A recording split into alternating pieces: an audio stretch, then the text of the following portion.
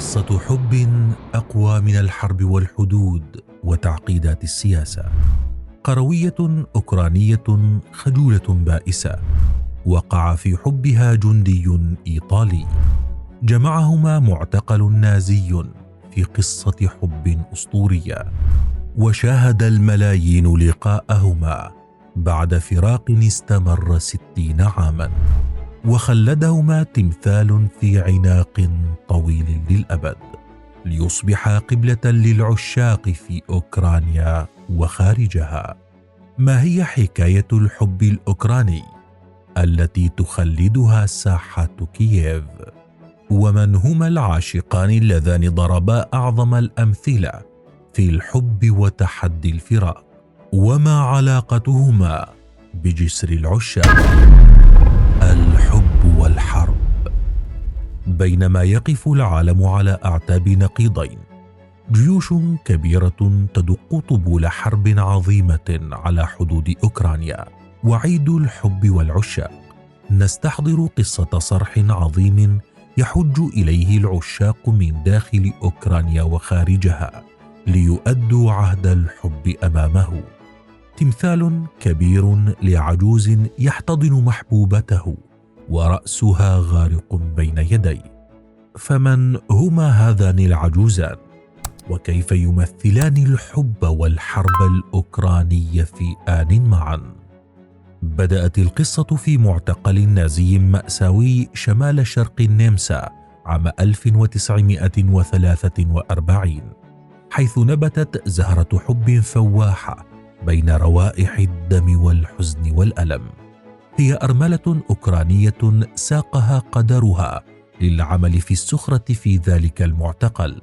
كانت آنذاك حاملا في شهرها السابع وأنجبت طفلتها فيه، وهو ضابط صف إيطالي وقع أسيرا بيد الألمان أثناء قتاله في الجيش الإيطالي على جبهة كرواتيا، ليساق إلى معتقل سانكت بولتن. وأثناء عمله القسري في بناء التحصينات في المكان، أمرت موكرينا بمساعدته في مزج الإسمنت. لم تكن تجيد التحدث بالإيطالية، وهو لا يجيد التكلم بالأوكرانية، لكنه جذبها بوسامته، ويبدو أنها أيضا لفتت انتباهه.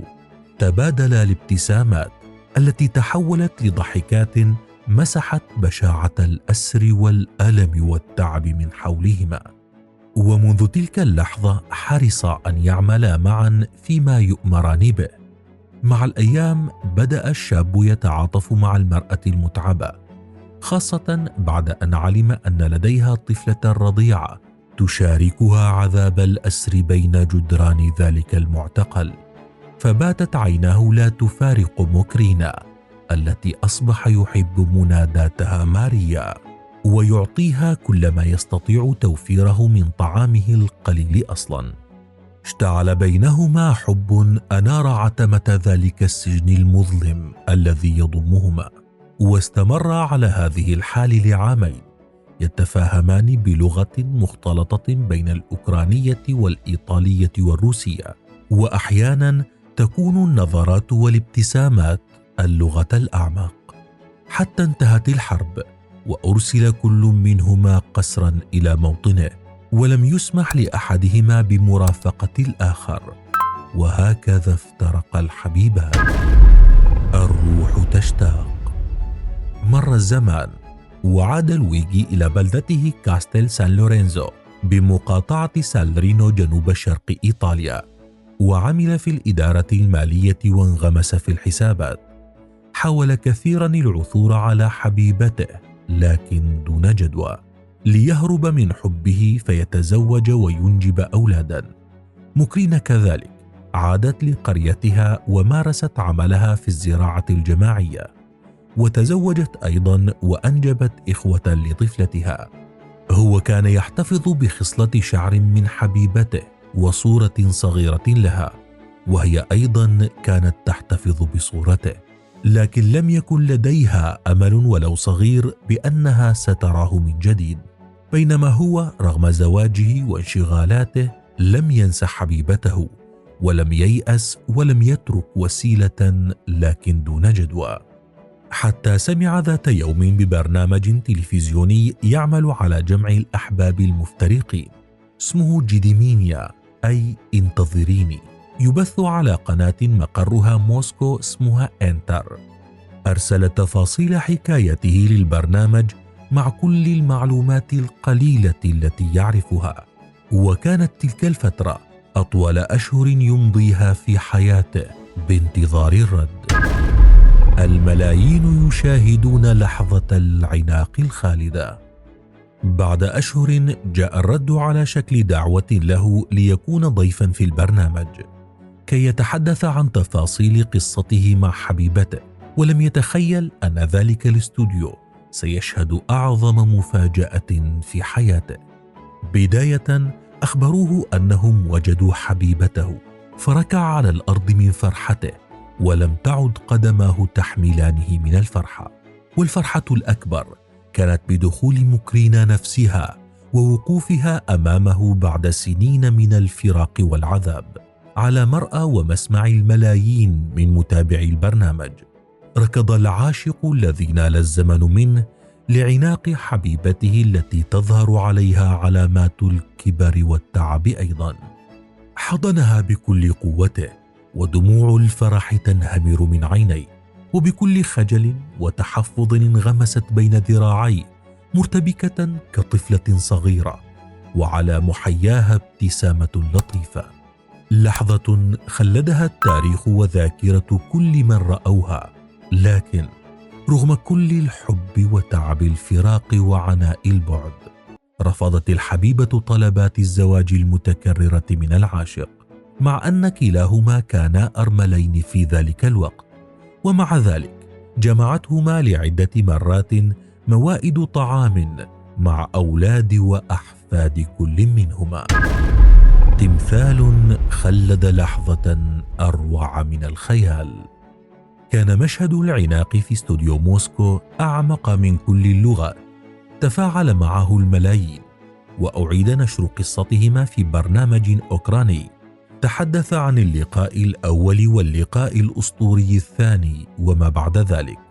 فعرض مشاهد لويجي وهو يهرول مسرعا من القطار في أول زيارة لحبيبته في قريتها، ومشاهد الحبيبين العجوزين يمشيان ممسكين بأيدي بعضهما، ولويجي يعد الباستا ويغني باللغة الإيطالية.